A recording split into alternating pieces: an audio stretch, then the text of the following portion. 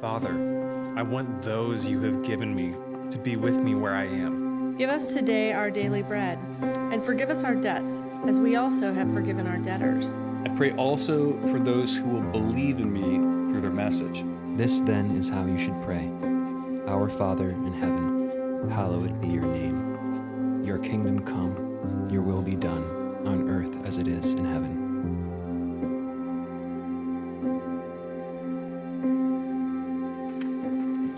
Well, good morning, Anchor. It is so good to see you guys. Like Brian said, my name is John. I'm the executive pastor here at Anchor, and I get the absolute privilege of closing out our series, The Prayers That Jesus Prayed. And here's our heart, is that as we are in the season of Lent that the church has historically looked to as a time of preparation and deep prayer to get our hearts ready for the absolute celebration that is Easter, we wanted to look at the prayers that Jesus himself prayed. But before we do that, I'm going to ask you a question. This is an audience participation moment. I want you to raise your hand, raise your neighbor's hand, your roommate's hand, your spouse's hand if they're embarrassed. How many of you would call yourselves a sore loser? All right, sore losers. There we go. Thank you. This is a much more honest room than the 9 a.m. I don't know what that says, but I like you people.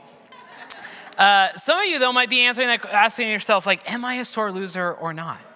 And if you're not sure, one look at your neighbor, they will tell you. But also, we have a little survey for you. So get out your notes app. You can make little ticks for each of these questions that you might say yes to. Have you ever suggested playing a game with a group of your friends and had everyone look down at the floor? Growing up, was there a family rule such as we don't play Monopoly with your name here? Have you ever had a new person say, hey, let's play a game, it's going to be really fun, and then have everyone try not to look at you because they know it's not fun? Have you ever broken a game board or game pieces? When you visit your parents' house, are there still makeshift game pieces with a game because you broke or threw or lost the pieces in a fit of frustration? If you answered yes to even one of those questions, let alone a multitude of those questions, you're a sore loser. That's okay. That's why we're at church, right? We process through these things. Early in our marriage, my wife Rose was what I would call the stereotypical sore loser. Critics have said I was a stereotypical sore winner. And so that's a great combo, right? So when I say your typical sore loser, it's the kind where we'll get frustrated during the game if it felt like she was losing. I might have made some comments I thought were joking. She did not think were jokes. And then would be angry and a little frustrated with me for hours after the game. That's what we call your typical sore losers. But there's a couple other kind of sore losers that I realized I'm actually one of. I was really cool in elementary school, and like all the cool kids do, I hung out at chess club. And so I was a proud member of the Vinland Elementary Chess Club for a couple of years. And one of the things, how many of you guys have a basic knowledge of chess? Okay, basic knowledge of chess, okay? It's okay if your hand's up because you watched Queen's Gambit with the rest of us during the pandemic. Like, that's fine. That's helpful. There's a couple of kinds of sore losers that I learned about specifically as my time as one of the cool kids in the chess club, because we're all cool kids in the chess club. And that's, one is this. One is what I call the early quitter. This is the kid who's playing chess and they do a move that's a little too adventurous with their queen, and they lose it early in the game and they walk away because they just don't want to keep playing anymore. And there's so much game left, there's so much time for them to come in, and they just refuse. The other is this. I have this image of a third grader in my head. I don't remember his name, which is good for him and for my soul. And they're the sore loser who just doesn't want to admit that they've lost. You see, in chess, there is a moment where you're like, okay, it is over for me. I'm about to get checkmated. I'm going to just knock my king over and resign. And that's called, it's good decorum, right? This kid, we can call him Bobby. I don't know. Sorry for any Bobbies in the room. I don't know his name. But Bobby would take his king and just move him square to square to square to square. I had 7 pieces left. Bobby just had his king left. And he would just move it from square to square to square, refusing to acknowledge that the game was essentially over and he had lost. I do that, right? Like there are times where I either quit too early or I refuse to acknowledge that I have lost. And why are we talking about this today as we talk through Jesus' prayers? It's because as we look at the most important, one of the last prayers of Jesus' life, we see a reality that we don't want to face, but we have to face, which is we will lose in our life. There are going to be moments of loss. There are going to be moments where we have to surrender. There are going to be moments where we should mimic the words that Jesus said of not my will, but yours. See, no matter how long you've lived on this earth, you know that there are moments where you lose. There are moments where you are frustrated and you go, I thought this was going to go one way and it's gone something else. Maybe you're a young adult and you're here and you're fresh out of college and you're so excited for this job that you just put in an application for. We're hearing constantly that everyone's hiring, but it seems like no one's hiring you. And you know, I'm qualified for this job. I put in my resume, and somehow 8 hours later, I get an email that says that in those 8 hours, they very carefully considered your resume, but have decided to move forward with another candidate for the position. Maybe you are here and you've been dating someone for a while, and you thought you had a life together planned out, and it turns out that's not the case. And you're sitting there going, I lost something I didn't think I was ever going to lose. Maybe you're struggling and it's not that heavy. Maybe you're struggling with, it's your senior year, you're playing sports and you lose that big game and you don't get to go to the state playoffs and you go, no, this was the plan, this was going to happen. But we have to deal with that loss. Maybe it's a loss of a loved one. Maybe it's a loss of a dream, whether it's a career or maybe you're struggling with infertility. Whatever it is, there is a reality that we must face, which is that in our life, there are moments where we will lose. There are moments in our life where we need to surrender. And to be honest, there are times in my life that going into Easter, which is a celebration, the biggest celebration that the church has, that I would struggle with celebrating because I was in a season of loss. And I would have a really hard time getting to a spot where I would say, not my will, God, but yours be done.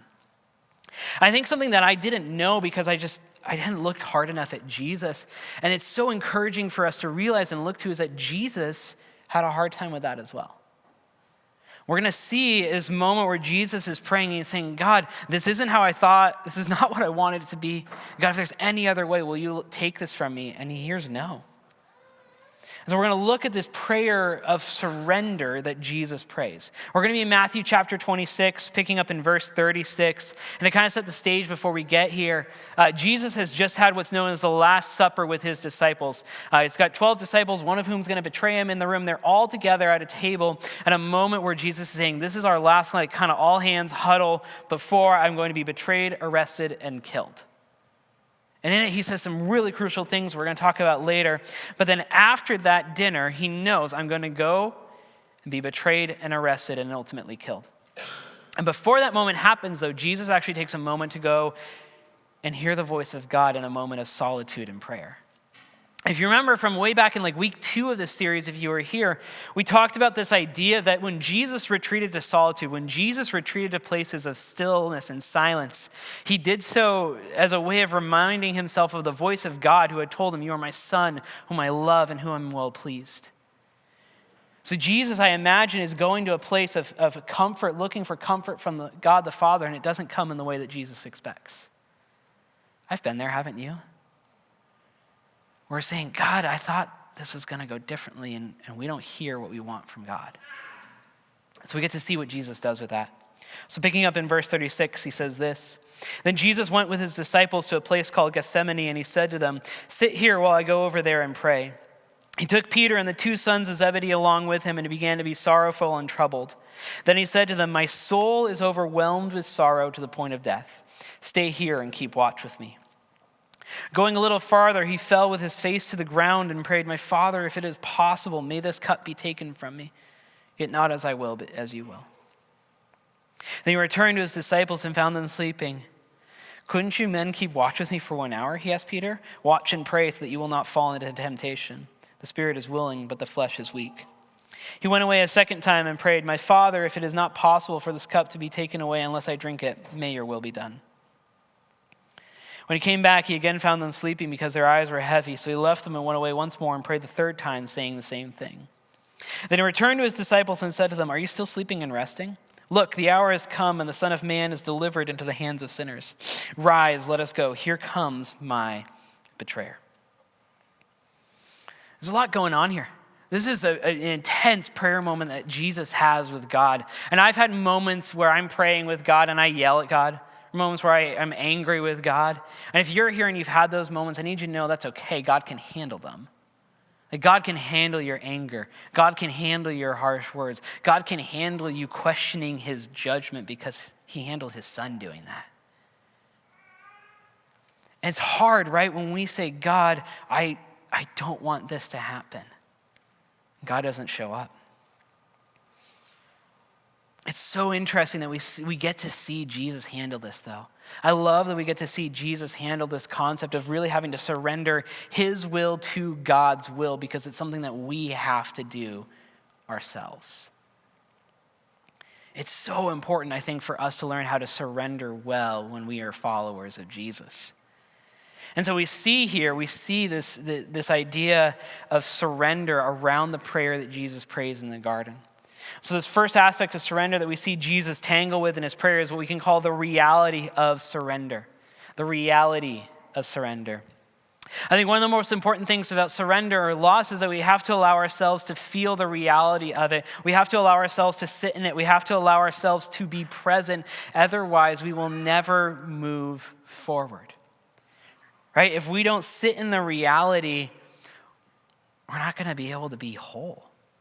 And it's interesting, sitting in the reality of surrender hurts. Like it is painful. And it is going to be painful. It's part of what makes us human. Right? We get to have these moments of great joy, but we also get to have these moments of hurt. And it's hard, but I think sometimes I need to learn to be grateful for the fact that I can feel pain instead of just being numb to everything. Because it means I'm alive, it means I'm human. And in a letter that the Apostle Paul wrote to a church in Corinth, he actually says that there's a unique aspect of our suffering as humans. There's a unique aspect of suffering when we're in a community like this that provides a benefit both for ourselves and for those around us. In 2 Corinthians 1, he says this, "For just as we share in the sufferings of Christ, so our comfort also abounds through Christ. If we are distressed, it is for your comfort and salvation. If we are comforted, it is for your comfort, which produces in you patient endurance of the same sufferings we suffer. And our hope for you is firm, because we know that just as you share in our sufferings, so also you share in our comfort." That's the beauty of community, right? I think so often the things that we go through feel unbearable because we're not meant to go through them alone.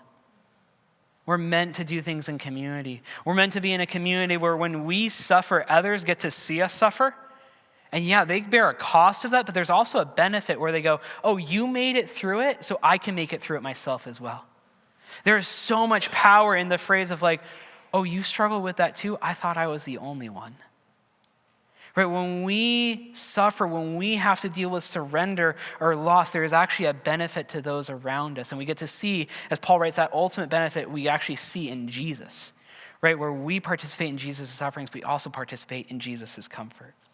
I think it's really important to do this. Like if you feel like you're at the end of your rope, if you feel like you've lost everything, if you feel like you're done, you need to feel that. There are two temptations that I have when I'm feeling hard things that I don't want to feel. One is to push it away and push it aside and pretend that it doesn't exist. The classic illustration that I use for this is when I was a youth pastor, one of my youth students was talking to me, and I ended up riding in their car with them and a couple of friends, and the music was really, really loud. Music was really loud. I was like, man, you really like your music loud. They're like, yeah, and it covers up the weird car noise. I was like, the weird car noise? They're like, yeah, it covers up the weird car noise. It's like, don't you think you should look at that? I don't have the money, so I don't think I should look at it. It's like, okay. Like we all have coping mechanisms. That's not a healthy one, but I get it. Right? And so we can't do that with our feelings, right? I think so often when we feel things and we don't want to, we push it aside and then we turn up the radio of everything else in our life. We overwork, we overschedule, we over binge on whether it's food, drink, Netflix, whatever, exercise, right? We can have healthy things that we're binging just to cover up our feelings. So that's one temptation that we have, is that we can just push down everything and try to cover it up, and that's not healthy. Right? We have to feel it. But the other thing is that sometimes we overly feel things. We overly feel things. A friend of mine said this, feelings are really, really important, but feelings need to be an indicator, not a dictator. Like sometimes we can let our feelings rule our lives and color everything about our worldview, and that's not healthy either. My son Griffey is a feeler, and I love that. He is like the most emotionally healthy 6-year-old I've ever met in my life. And his little sister is not, so I don't think it's how we raised him. I think it's just who he is. But I remember he was talking. He had a hard time with kindergarten this year in one aspect alone. He had an amazing teacher who had a really complicated pregnancy, and blessedly her and baby are okay. But just, it was hard. Just a rotating door of substitutes this year and not knowing the plan. And Griffey, my 6-year-old, thrives on knowing the plan. And so those days were hard. Like it was hard to come back from winter break and be like, I don't know who your teacher is, but let's like walk into school together. Which also I was like, I don't know if we can do this, but Dad's gonna try with a mask on to walk into school together in January, we're gonna see. And it worked and he was better. But I remember we tried to do a really good job of affirming his feelings. But then I noticed that he had started to develop a narrative. And he goes, kindergarten's been really hard for me this year. I was like, I don't actually think that's the story of your kindergarten year. And he goes, what do you mean, Dad? I go, you've had a hard time with one aspect. I was like, have you made friends? He goes, yeah. It's like, do you like playing with kids at recess? Totally. Do you like what you eat at school every day? Yes. Do you have enough to eat before you go to school? Do you like how you get to and from school? Totally. Love it. Do you like your long-term stuff? Absolutely. Are you learning a lot? Totally. So Griffey, there are kids who struggle with everything that I just listed. Because when we overly feel something, we let it rule our lives. It can color our perspective in ways that it shouldn't. And we get to do this middle ground because that's the Jesus way, where I get to look my 6-year-old in the eye and go, man, having different teachers every day was really hard for you, and I'm so proud of you for how you dealt with that. And we get to talk about how that made you feel. But also, you've had a really good year, and I need you to remember that and hold on to that. And I think the best way forward is this middle way where we allow ourselves to feel it. And again, we look to Jesus as the example. Jesus felt it. In Luke's gospel account of the same moment in Jesus' life, in Luke 22, it actually says this, being in anguish, Jesus prayed more earnestly, and his sweat was like drops of blood falling to the ground. Jesus fell to his knees. He's sweating blood. He's feeling all of it. He is experiencing everything. I think a lot of times we don't know how to surrender because we're still fighting with the reality of surrender. Have you ever been in a situation where there were no good options left? There were no good options left. That's hard. But it happens to us. And again, I don't know about you, but my reaction is to try to escape or pretend that it's not the case. Have you ever opinion shopped your problems? Where you're like, I think I'm supposed to break up with this person, but I don't want to, so I'm gonna go to the friend who I know isn't gonna tell me to break up with them. Or, man, I think I'm supposed to keep pushing ahead in my major right now in college, but it sounds really hard, so I'm gonna go to my friend that says it's okay, you can drop out and do whatever you want, instead of the parent who I know is gonna encourage me to be the best person I can be. Because sometimes that's our way out when we don't feel like we have a good choice, is we know who we can go to get bad advice. And it's hard, right? When we're in situations where there's no good option, right? When that car breaks and the radio won't cover up the fact that the car won't start anymore, and now you're saying, I don't know how to get to work to get money, I don't have money to pay for the car. That's hard. We get to acknowledge that's hard. When we lose someone too soon, when we get into these no-win situations and we say, I don't know what to do, I guess I just have to surrender, I guess this is just a loss and I don't want to say that word, it's hard. But I think that allowing ourselves to feel that loss, allowing ourselves to feel that reality is the only way that we're going to move forward. We see here Jesus give this prayer of surrender. I think maybe you're here today and you need to say a prayer around the reality of surrender. And I wrote down a few of these, and for me, the prayer reality of surrender is simply this. God, this is really hard. God, this is really hard. I think sometimes even just saying that out loud, even if it's just you by yourself talking to God, acknowledging that reality can help us so much. God, this is really hard. I haven't wanted to say that for weeks. I haven't wanted to say that for months because I didn't want to allow myself to believe, but God, this is really hard. I think I might need some help. It's interesting, though, once we acknowledge that reality, even if we say that prayer, even if we get to the spot where we're okay with the reality of surrender, we still see through Jesus what we can call the reluctance of surrender. See the reluctance of surrender. We don't like to lose. I'm competitive. I don't like to lose. I don't like to lose when it's something like Monopoly, let alone my life, right? Those are very different stakes. But sometimes we're in a moment of loss, and scientists and counselors and mental health specialists have shown that there's roughly 5 stages that we go through when we're processing a loss or grief or surrender.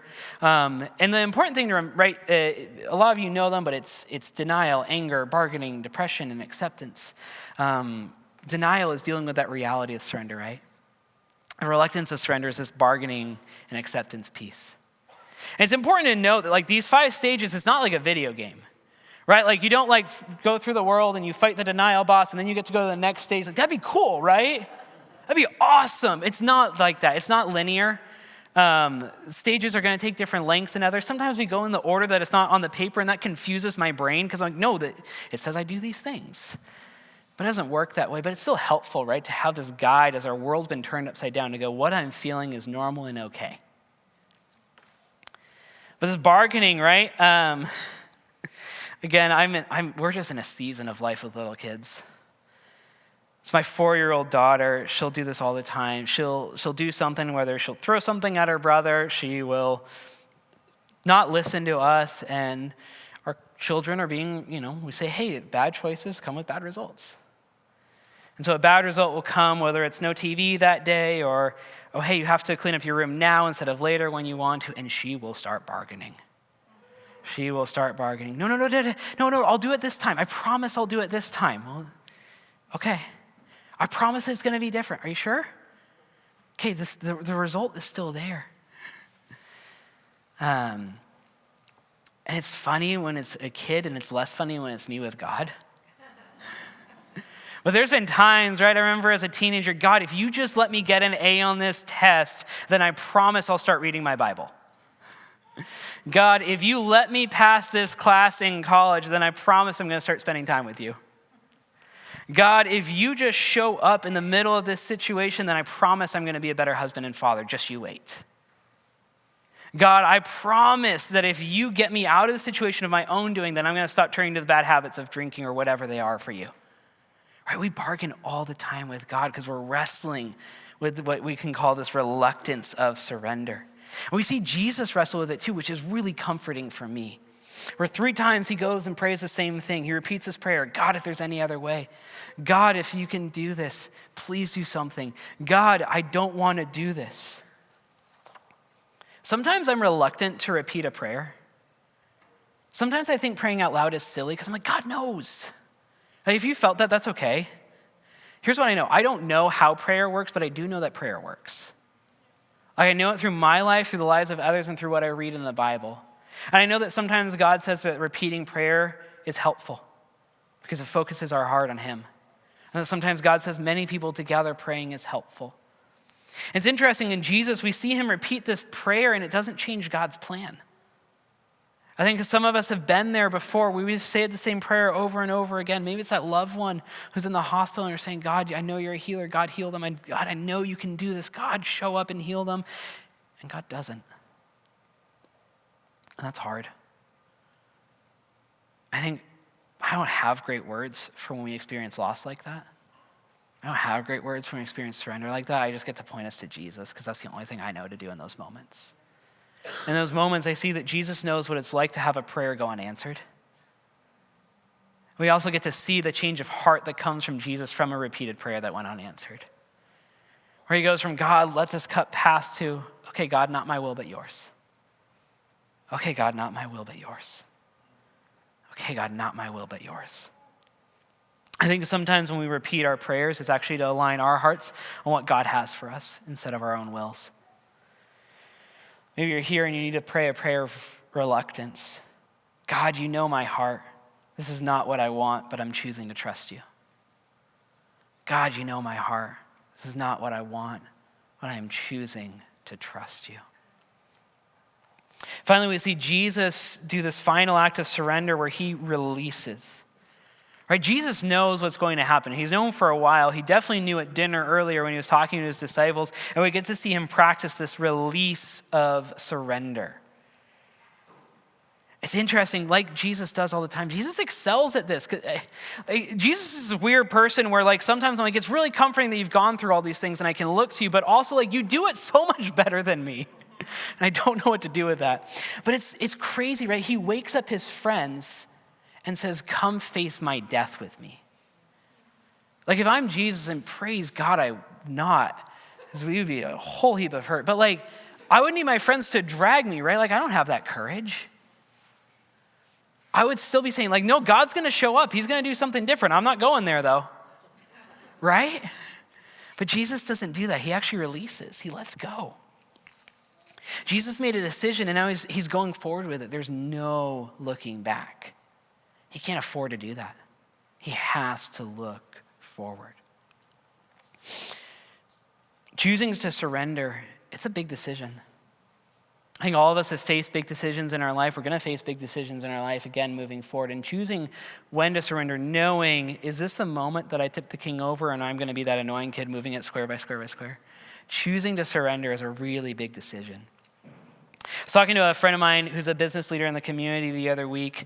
We were going on a walk, which is always awkward when people are like at least 5 inches taller than me, which is a fairly common problem for me. But he's a business leader, and I said this, like, you make big decisions on a weekly or monthly basis. How do you do it? Because where are my warriors? I like to call where are my planners? You're secret warriors, okay? Keep your hands up, that's fine. I call myself a planner, but sometimes I'm a warrior. And so I was asking, like, how do you deal with big decisions? I remember what he said. He said, I will allow myself all the second guessing and worry and fretting and anxiety leading up to the moment I make a decision. But then once I've made a decision, I just move forward. And I can't even think about it. I was like, you can't even, like, how do you turn your brain off? He's like, I just have to. I've never been envious of someone being able to turn their brain off, but like in that moment I was. I was fascinated. I kept asking him more questions, like, how does this work? And it came down to, he goes, once I've made a decision, I have to commit and move forward. And sure, 9 months, 12 months down the road, I'll look and be like, oh, cool, that worked. Or like, maybe it didn't. But until that point, I just have to keep moving forward.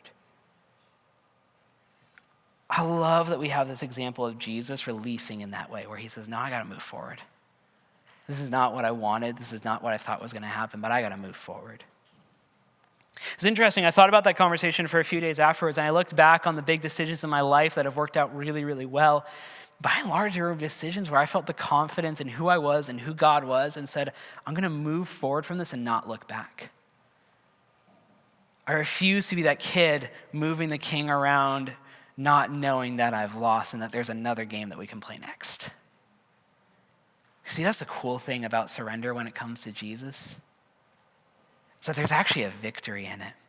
Band and communion teams, you guys can come forward. When we surrender to God and to his will, when we say, God, not my will, but yours be done, there is a victory in that. There is a victory in that loss. There's a power in this release of surrender when we finally say yes to something outside of ourselves. And release, it's actually what following Jesus is all about.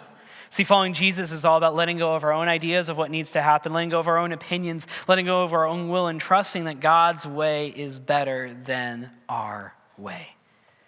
So a prayer I wrote down for a prayer of release, it says this: God, I know my life is best when it's in your hands, not my own. God, I know my life is best when it's in your hands, not my own.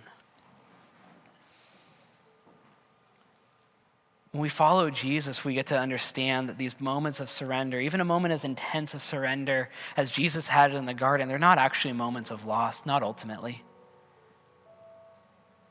God says this, he says, I've mapped this all out. I know how it ends, and it ends in victory for me and everyone who said yes to me.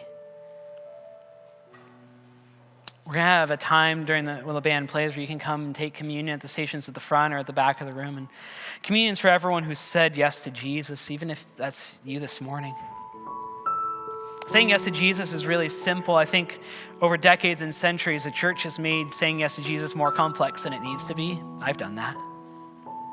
Here at Anchor, we talk with our staff and with our volunteers that our heart is this. We want the doors of this church to be open as wide as possible, and we want to lift what is central as high as possible. So what is central to following Jesus? It's these prayers I wrote down. God, this is really hard. God, you know my heart that this is not what I want, but I am choosing to trust you. God, I know my life is best when it's in your hands, not my own. If you're here today and you're tired of feeling like the loss in your life is final, if you're here today and you're tired of feeling like you're doing this on your own, if you're here today and you're tired of doing things your way because your way just hasn't worked out, I would encourage you to say that prayer today. Say, God, I trust and I know that my life is better in your hands, not my own. So God, I need you. And if you said that prayer, whether it's this morning for the first time or some other time in your life, we'd love for you to take communion with us today. Here's space at Jesus' table for you. One of the other things that we have, though, at this gathering is at both of these black walls in the front of the room is people who would love to pray with you. I think there are people in this room today who God is asking to say one of these prayers. Maybe God's just asking you to finally face the reality of surrender, finally face the reality of loss. Maybe God's asking you to finally say, God, this is really hard. And I haven't wanted to say that because saying it means it's real and I can't handle it being real, but I'm going to take that step and trust that you know better than I do, God. Those people at the prayer stations would love to pray that prayer with you. Maybe you're going into a hard season where you know I'm going to have to give up what I thought was going to happen and I don't want to, and you need someone to be there to put a hand on your shoulder or on your back or even reach out a hand towards you and say, as you say the words, God, you know my heart, this is not what I want, but I trust you. Maybe though you're here and you need someone who's going to be there and pray with you and be excited and celebrate with you as you say for the first time, God, I know that my life is better in your hands, not my own. I just want to encourage you, if you come in and any of these have hit home for you and you're carrying this weight, God's heart is not for you to leave this building the same way that you came in. Talk to someone. It could be someone at the prayer stations. It could be me in the lobby. It could be someone who came with you this morning. Just talk to someone and say, hey, I need to deal with this, whether it's dealing with reality or reluctance or finally releasing and letting go. Today's an amazing day for you to finally start dealing with that. Will you pray with me? God, I thank you for the gift of your son, Jesus. I thank you for Jesus and his willingness to live on earth, to live in this broken place, to subject himself to the same hardships that we face and that we encounter. God, I thank you for the example that we have in Jesus of his prayer of surrender. God, I pray this, that for anyone here today who's feeling that weight, who's feeling like they're holding on too long, or maybe they gave up too early, God, that you would comfort them. They would feel your presence around them, God. They would reach out to you in one of these prayers of surrender, God. So God, I thank you for the fact that we are a community. I thank you for the blessings that come from sharing in our sufferings and our comforts together as a community. God, I pray for those who are here for the first time this week, and God, for those whose next week on Easter is going to be their first time, may they find a place in this community. May they feel seen, may they feel welcomed, may they feel loved in this community like so many others have. So God, we thank you. We thank you for the fact that you say that when we surrender, it's not a loss, but it's actually a victory in you. God, we thank you for the fact that you have fought the battle and you are victorious. And God, we thank you for the fact that we get to celebrate that victory in such an amazing way next Sunday at Easter. So God, we thank you for your word, for your son, and everything you're doing in our hearts. In your name,